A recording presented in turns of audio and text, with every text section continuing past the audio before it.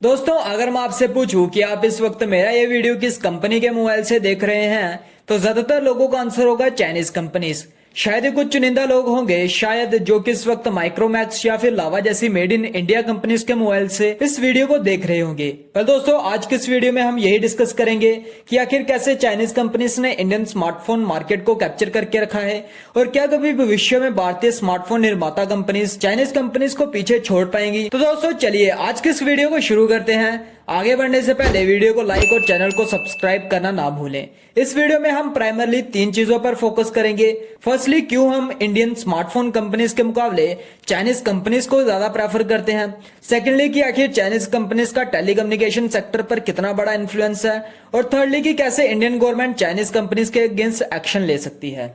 So firstly why we prefer Chinese phones over Indian phones. सोचने की बात है कि आखिर क्यों हम भारतीय फोन्स को चाइनीज फोन्स के मुकाबले ज्यादा इंपॉर्टेंस नहीं देते हैं। इसका एक इजी सा आंसर है बिल्ट इन क्वालिटी और आप सभी के मन में भी यही आया होगा। दोस्तों एप्पल, HTC और सोनी जैसी कंपनीज मेनली फोकस करती है उनका प्रोडक्ट मार्केट में ए क्लास रहे और इस वजह से वो हाई एंड डिजाइन फोन्स को एक हाइयर प्राइस पर बेचती है, पर एक मिडिल क्लास या लोअर मिडिल क्लास का आदमी उसको अफोर्ड नहीं कर पाता।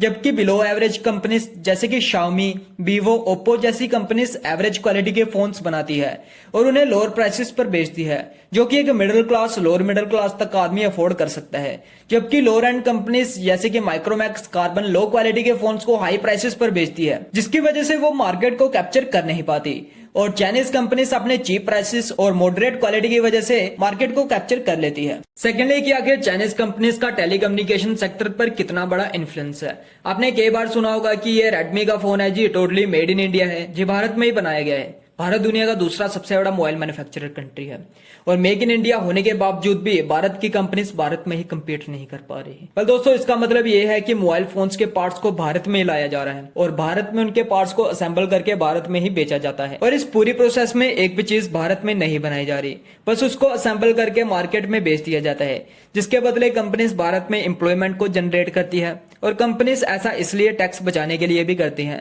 दरअसल अगर बनी बनाई चीजों को इंपोर्ट किया जाता है तो उस पर इंपोर्ट टैक्स जैसी कस्टम ड्यूटीज लगती है, पर अगर उनके पार्ट्स को इंपोर्ट किया जाए तो टैक्स में कट ऑफ देखने को मिलता है। इसी कारण से कंपनीज बाहर से पार्ट्स मंगवाती है और भारत में असेंबल करती है। दोस्तों every mobile industry is dependent on China. कोई भी ऐसी कंपनी नहीं है जो कि प्योरली नॉन चाइनीज फोन्स को बेचती हो, उनको कुछ ना कुछ चाइना से लेना ही पड़ता है जैसे कि कैमरास, ट्रांजिस्टर्स एटसेट्रा।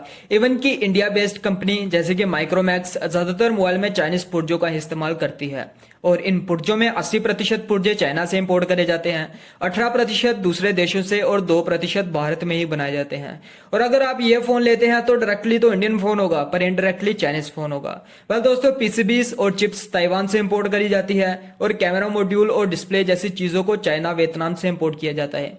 पर सैमसंग मोस्टली पार्ट ताइवान और वियतनाम से इंपोर्ट करता है, पर भारत में ऐसी कोई भी मैन्युफैक्चरिंग प्लांट नहीं है जो चिप्स और प्रोसेसर्स को बनाए। थर्डली कि कैसे भारतीय सरकार इंडियन कंपनीज को प्रमोट कर सकती है। दोस्तों चाइनीज कंपनी 80% से भी ज्यादा का इंडियन मार्केट कैप्चर करके बैठी है जबकि इंडियन कंपनी 10% से भी कम, और इसका एक सबसे बड़ा कारण चाइनीज मोबाइल फोन्स के कम प्राइसेस होना है। चाइनीज कंपनीज चाइना बेस्ड होती है और अगर कभी कोई चाइनीज कंपनी स्मार्टफोन के चीप प्राइसेस के चलते घाटे में भी जाती है तो उन्हें गवर्नमेंट द्वारा फंड कर दिया जाता है और इसका एक सबसे बड़ा फायदा ये होता है कि कंपनी मोबाइल के चीप प्राइसेस के कारण मार्केट कैप्चर कर लेती है और फिर धीरे धीरे प्राइसेस को बढ़ाती रहती है जिसकी वजह से डोमेस्टिक कंपनीज इतना ग्रो नहीं कर पाती।